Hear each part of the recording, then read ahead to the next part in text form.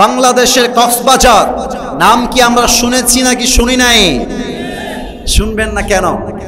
আজকালকার কিছু মেয়েরা আইফোন 16 প্রো ম্যাক্স পাওয়ার জন্য কক্সবাজার পর্যন্ত চলে যায়। যুবক বুঝলে বুঝপাতা, না বুঝলে বিশাল সমুদ্র, নীল দরিয়া।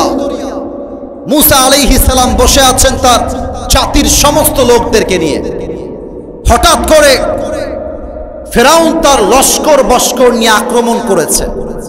ডানেও শত্রু, বামেও শত্রু, পেছনেও শত্রু, সামনে হচ্ছে নীল দরিয়া, সমুদ্র সাগর।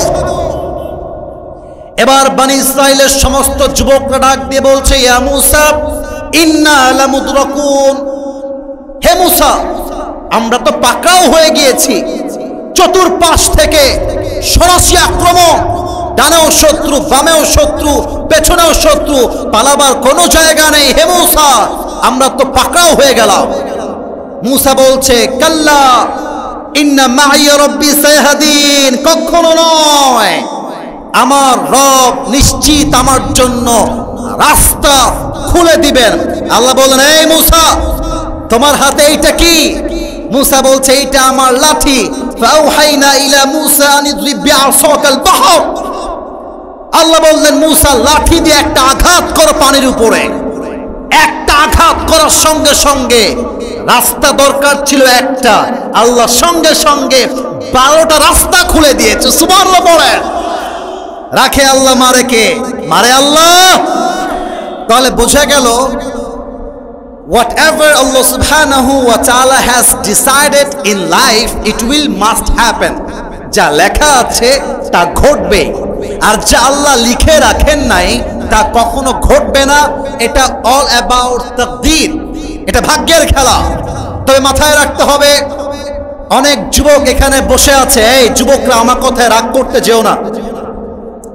আব্বা জান আপনারা আমার কথায় রাগ করবেন না। একটা কথা এখন বলবো, যুবকদের বিপক্ষে যাবে, বাবাদের পক্ষে যাবে। তবে পক্ষপাতিত্ব করতে আমি আসি নাই, আমি এসেছি তোমার বন্ধ চোখকে খুলে দেওয়ার জন্য। অনেক যুবক আছে এখনো বাপের মাথায় কাঁঠাল ভেঙ্গে খায়। দেখছেন, ঠিক বলে নাই? আরে বলেন না সবাই, ঠিক আছে কিনা বলেন বলেন। আমার অ্যাটিটিউডটা কেমন জানো? আমি আমার অ্যাটিটিউড নিয়ে বলতেছি, ডোন্ট টেক ইট আদারওয়াইজ, খারাপ দিকে নেবেন না। আমার বয়স যখন 19, কত? আপনারা কি ওয়াজ বোঝেন না? প্রিয় ভাইরা বলেন, আমার বয়স যখন কত? আমি তখন ভাবতাম, এটা আজকেই বলে ফেললাম, আগে কখনো বলি নাই।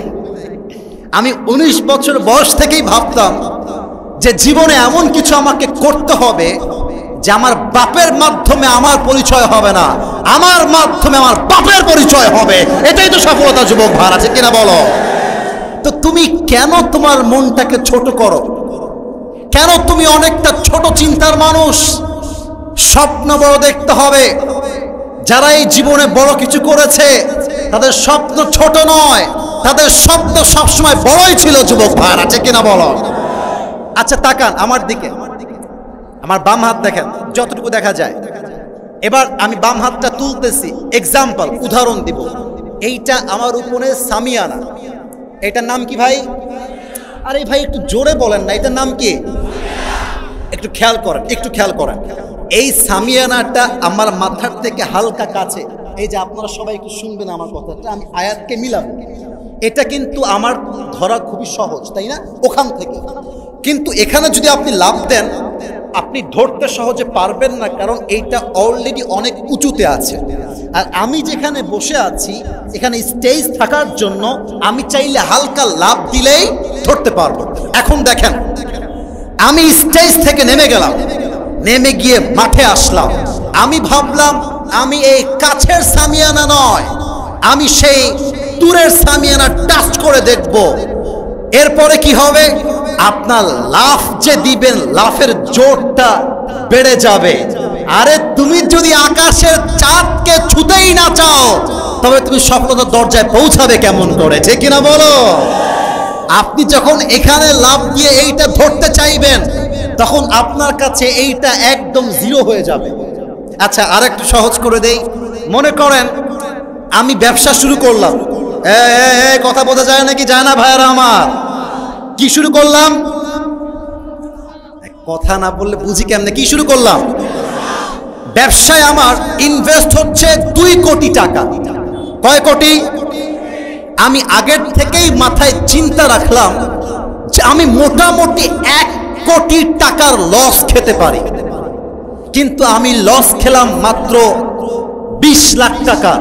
দেখবেন আমার গায়ে কিন্তু বাঁধবে না, কারণ আমি ভেবেছিলাম 1 কোটি, লস হয়েছে মাত্র 20 লাখ। আরে তুমি স্বপ্ন রাখবা আমি সফল হব, জাস্ট বাংলাদেশে নয় পুরো বিশ্বে আমার সফলতা গুণগান চলবে, ঠিক কিনা বলেন?